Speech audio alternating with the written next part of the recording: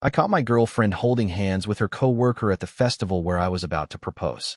So instead of going through with it, I let him take over the $12,000 setup I had arranged. Now she's spiraling, trying to track me down. My name is Evan, I am 30, and I work in project management for a mid-sized construction firm in Portland. My life is pretty routine: early mornings, job sites, spreadsheets, gym, home, repeat, and I tend to plan everything because my work punishes surprises. My girlfriend Chloe is 28, she works in marketing, and we have been together a little over 3 years. We live together in a one-bedroom, split bills in a lopsided way because I make more, and we have one of those shared calendars that only one person actually respects.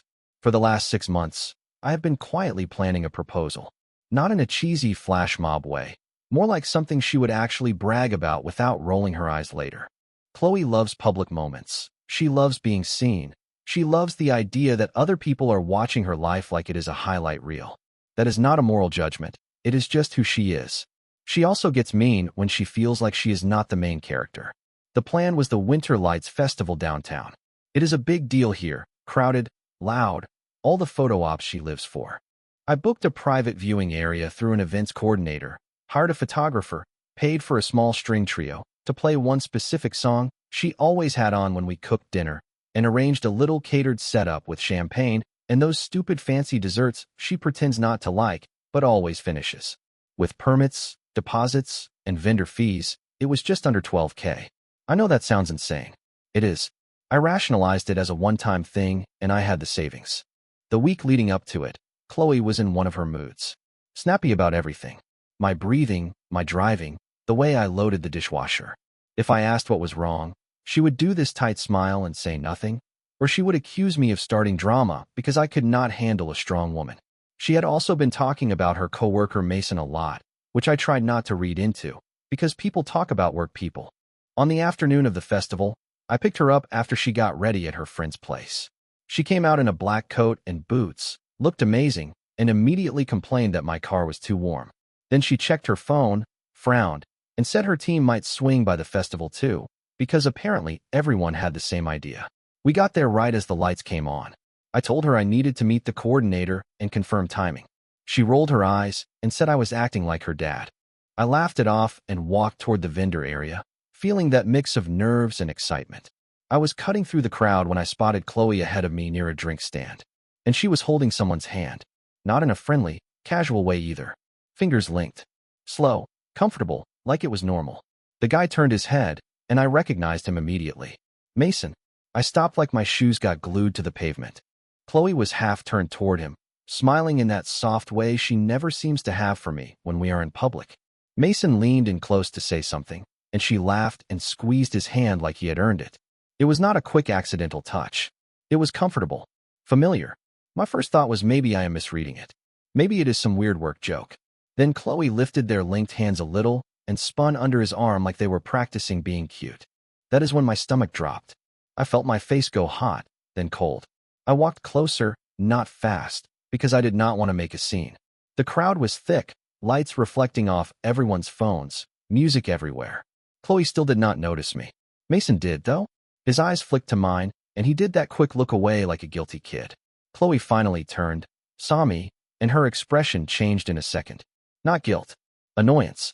She let go of Mason's hand like it was nothing and said, "Oh, hey." She said it the way you say hi to someone you forgot you invited. Then she looked at my hands, like she expected to see a drink or snacks, and when I had nothing, she actually sighed. I asked what is going on. Calm voice. I was trying to keep it together. Chloe rolled her eyes and said, "Relax, we work together." Mason did not say a word. He stared at the ground like it might open up and save him. I said, "You were holding hands. You were literally linked fingers." Chloe shrugged and said, "It is a festival. People do that. Stop being weird." Then she turned to Mason and did this little smirk like I was the embarrassing one. That smirk is going to live in my head for a long time. I asked her if she wanted to explain why she has been talking about him nonstop and acting like I am an inconvenience all week. Chloe snapped back that I am always looking for something to be mad about, and that I should not start a fight when we are supposed to be having fun. Fun. Mason finally spoke and said, "Hey man, it is not like that." He sounded nervous, but also like he had rehearsed the line. Chloe cut him off and said, "Evan, do not do this right now. Then she stepped closer to me, lowered her voice, and said, "If you ruin this night, I swear to God, I will not forgive you." That is when I realized she thought she had the upper hand. And I was standing there with a ring in my pocket and a private setup waiting for us 2 blocks away. I stood there for maybe 3 seconds, which felt longer, and ran through my options. I could confront her harder, cause a scene, drag out the truth in front of a crowd. That would not change what I had just seen. It would just make me look unstable. I could also pretend I believed her and move forward with the plan. That felt worse.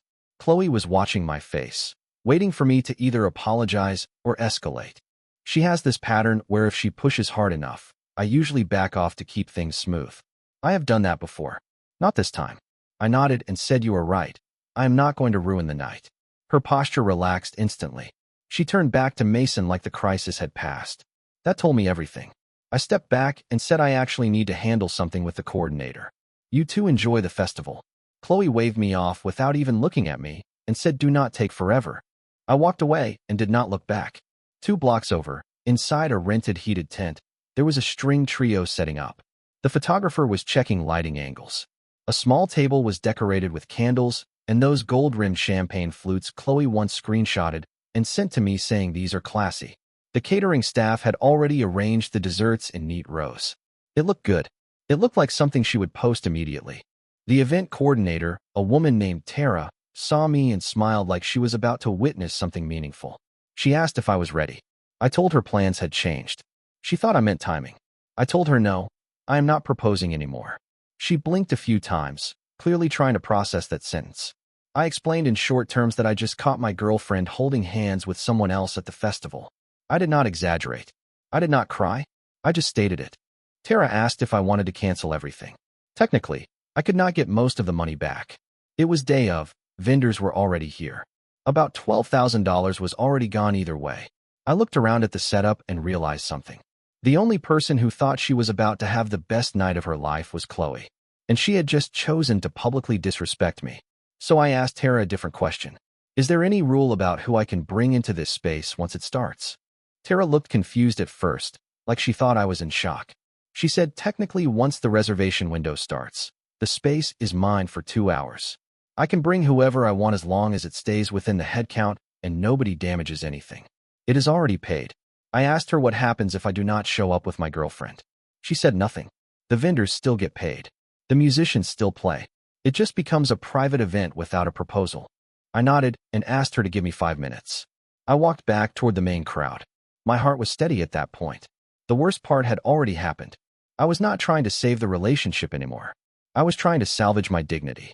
Chloe and Mason were closer to the main stage now. She had her arm looped through his. Not holding hands this time, but close enough. When she saw me approaching, she immediately dropped her arm and crossed them like she had been standing alone the whole time. "You good now?" she asked. Her tone was sharp, not concerned, annoyed. I said, "I am good. Actually, I have a surprise for you." That caught her attention.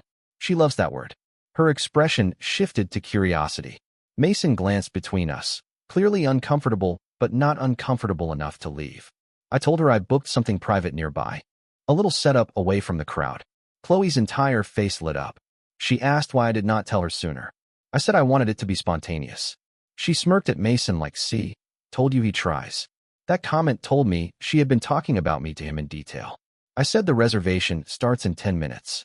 If you want to come, we should head over now. She hesitated for half a second, then looked at Mason. He shrugged and said, "I mean, if it is cool." Chloe turned back to me and said, "You do not mind if Mason joins, right? It is just drinks." I held eye contact and said I do not mind at all. That was the only true thing I said to her that night. Because at that moment, I was done trying to win her back. I was about to let her watch, in real time, what it feels like to lose something she assumed was guaranteed.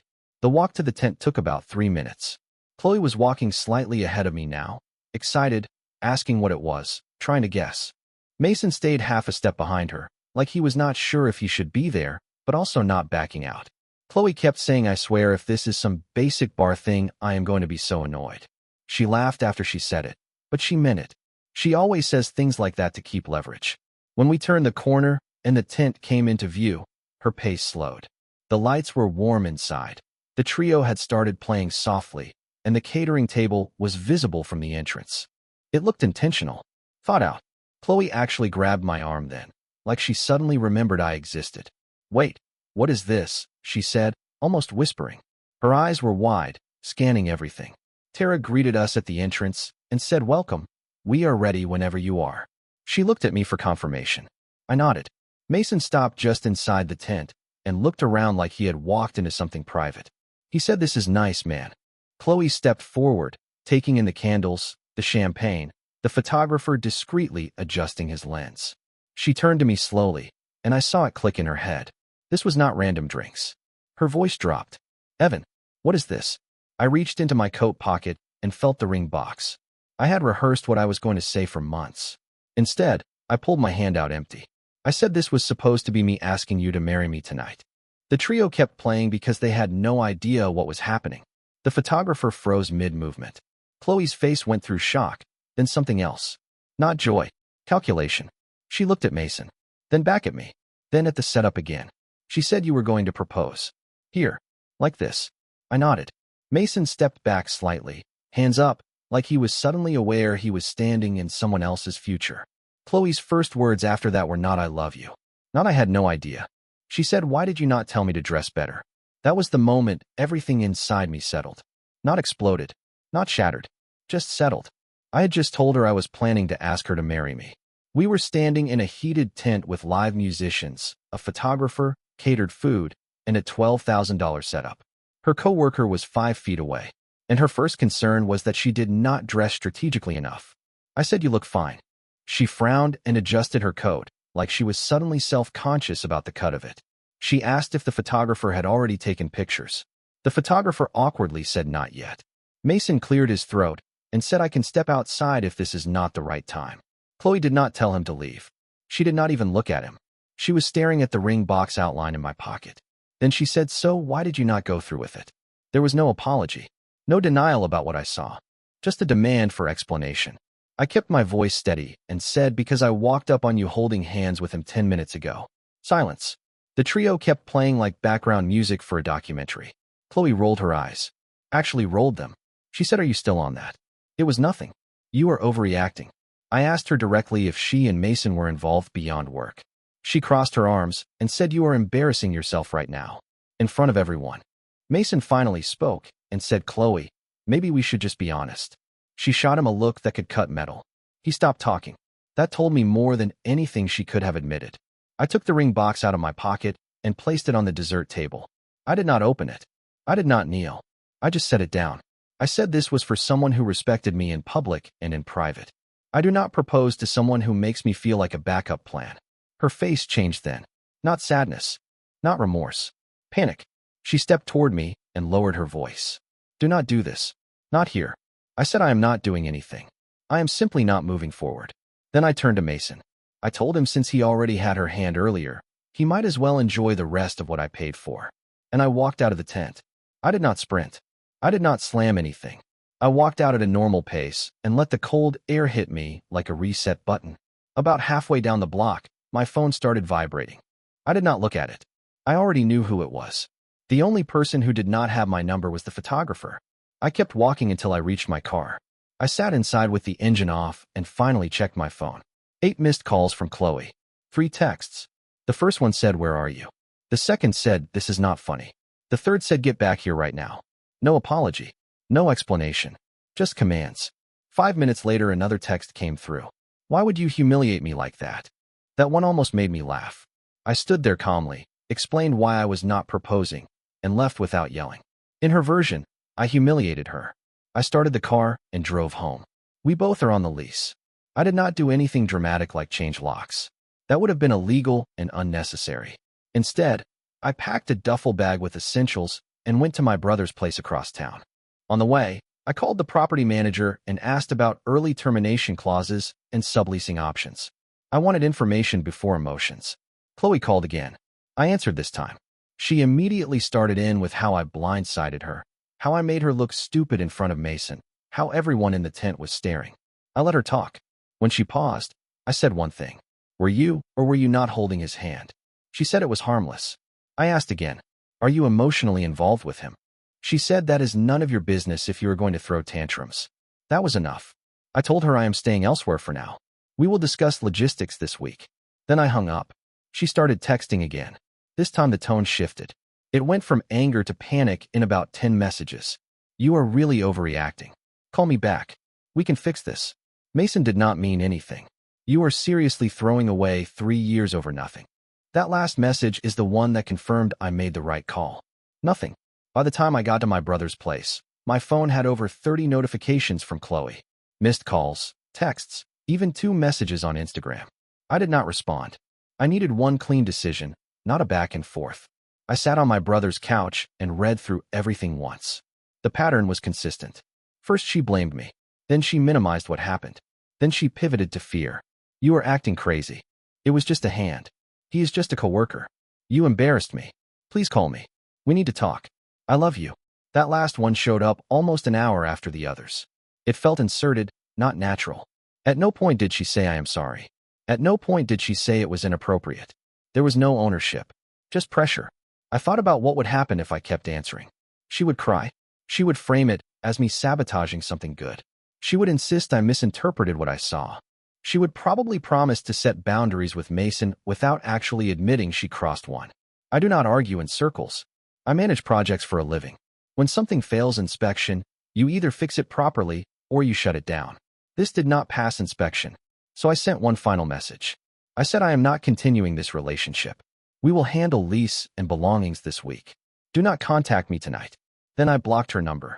I blocked her on Instagram, on Facebook, even on LinkedIn because she once messaged me there during a fight. I did not do it out of spite. I did it because I know how she operates. She escalates when she feels ignored. Blocking removed the channel. Within 5 minutes, my brother's phone started ringing. Chloe. He looked at me and raised an eyebrow. I shook my head. He declined the call. Then she texted him asking if I was there. She was spiraling. Not because she lost me emotionally. Because she lost control of the narrative. The next morning, I woke up to an email from her. Subject line. We need to fix this. She was running out of platforms. And I had not even told you what happened next at our apartment. I went back to the apartment the next afternoon while Chloe was at work. I knew her schedule. She had a client meeting every Tuesday at 10 across town. I was not sneaking around. I texted her before I blocked her that we would handle logistics this week, and this was logistics. I brought my brother with me. Not for drama, just as a neutral presence. When breakups involve shared leases and expensive electronics, it is smart to have a witness. The apartment looked normal. Her shoes by the door. The throw blanket folded the way she likes it. My laptop still on the desk. It felt strange how quickly something can become temporary. I packed my clothes, my personal documents, my watch collection, and a few items I had paid for outright. I did not touch anything that was clearly hers. I took photos of every room before leaving so there would be no debate later about damage or missing items. While I was packing, my brother checked the mail. There was a small envelope addressed to both of us. Inside was a printed confirmation from the events company thanking us for hosting such a special engagement celebration and inviting us to tag them in photos. I almost appreciated the irony. Before leaving, I reset the Wi-Fi password since the account is in my name. I also removed my card from our shared streaming accounts and our joint grocery delivery app. Not to be petty, just to separate finances cleanly. I emailed the property manager confirming I would be pursuing lease reassignment and asked about timeline options. When we walked out, I felt calm. Not angry, not devastated, just clear. About 2 hours later, my brother texted me a screenshot. Chloe had posted a vague Instagram story. Some people will sabotage their own happiness because of insecurity. No names, no context, just that. Mutual friends started messaging me within the hour, asking what happened, asking if we were okay. I did not respond publicly. I am not interested in competing narratives. Around 6 that evening, an unknown number called me. I let it go to voicemail. It was Chloe. She sounded different, less sharp, more frantic. She said she came home and half my stuff was gone. She asked if I was seriously moving out without even talking. She said Mason was just being friendly and that I was twisting things. Then she said something that made everything click into place. She said I did not think you would actually leave. That was the problem. She never thought I would. After I heard that voicemail, I did not feel angry. I felt validated. She did not think I would actually leave. That means everything she said and did at that festival was calculated with the assumption that I would absorb it, that I would argue, maybe sulk, then eventually propose anyway because the setup was already paid for and 3 years is a long time to walk away from. She misjudged me. The next few days were administrative. I did not unblock her. We communicated strictly by email about the lease. I kept every message short and factual. Dates, deadlines, options, no emotion. She tried to drift back into relationship talk more than once. She wrote things like, "We are really going to throw this away over a misunderstanding." I responded only to the logistical parts and ignored the rest. The property manager confirmed that if one of us qualified individually, we could assume the lease. Chloe makes enough on paper, but it would stretch her budget. I offered to sign the reassignment paperwork and remove myself completely. I did not ask for compensation for the festival. I considered it the cost of clarity. A mutual friend eventually told me Chloe and Mason have been spending a lot of time together at work. Apparently, people in her office were not surprised by any of this. That stung for about 5 minutes. Then it reinforced that I did not imagine what I saw. About a week later, I received one final long email from her. It was the closest thing to accountability I got. She admitted she liked the attention Mason gave her. She said it made her feel desired. She insisted it never crossed a physical line beyond holding hands. Maybe that is true. Maybe it is not. It does not matter. I responded with one paragraph. I said I am not interested in competing for basic respect. I wish you well. Please send confirmation once the lease transfer is complete. That was the last direct communication. I got the signed lease reassignment 2 weeks later. I moved the rest of my things out on a Saturday morning. She was not home. People have asked if I regret not proposing anyway, forcing the moment, claiming what was mine. The honest answer is no. If someone thinks you will not leave, they will test how far they can go. I let her find out exactly where that line was.